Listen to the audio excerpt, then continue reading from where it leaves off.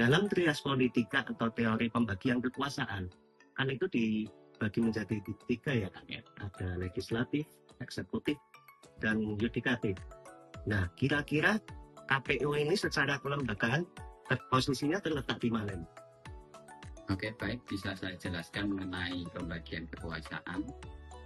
Pembagian kekuasaan itu kita mengenal namanya teori Montesquieu atau trias politika, yaitu pembagian kekuasaan antara eksekutif, kemudian legislatif dan yudikatif. Artinya legislatif sebagai perancang undang-undang atau peraturan-peraturan yang lainnya, kemudian eksekutif itu berisi presiden, kemudian menteri-menterinya itu sebagai lembaga eksekutif yang menjalankan sistem pemerintahan. Kemudian kita mengenal namanya yudikatif, yaitu lembaga yang memang benar-benar mengawal suatu aturan undang-undang itu dijalankan, seperti peradilan yang independen seperti MK, kemudian Mahkamah Agung. Kemudian kalau kita berbicara mengenai penyelenggaraan pemilu, KPU berada di luar pembagian kekuasaan tersebut, atau sebuah lembaga yang independen. Independen berarti berdiri sendiri, tidak ada ketergantungan dengan pembagian kekuasaan seperti eksekutif, legislatif, dan yudikatif. Atau bisa kita sebut namanya bahasa Inggrisnya itu State Auxiliary Organ.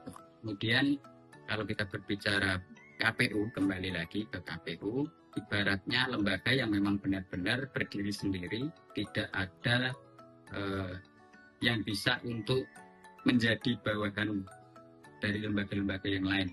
Artinya berdiri sendiri, kemudian tidak ketergantungan dengan lembaga-lembaga yang lain. Bagaimana caranya lembaga penyelenggaraan pemilu itu bisa melakukan suatu penyelenggaraan yang bebas, jujur, dan adil sesuai dengan jargonnya, ya kan? Kemudian kita Indonesia, terutama Indonesia mengadopsi juga yang kita sebut adalah modern separation of power. Artinya ibaratnya Indonesia itu menganut sistem yang memang benar-benar telah diatur sebagaimana mestinya. KPU sebagai penyelenggara pemilu bisa disebut lembaga independen.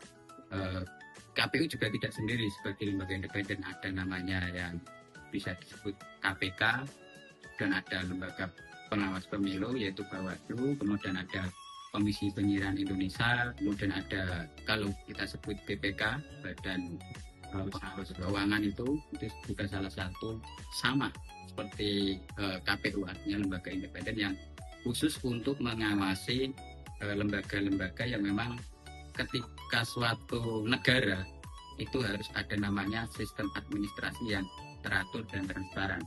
Lembaga KPU sendiri sebagai sebuah lembaga independen yang akan menyelenggarakan secara administrasi juga bagian dari menjalankan sistem penyelenggaraan untuk mencapai kekuasaan itu tadi.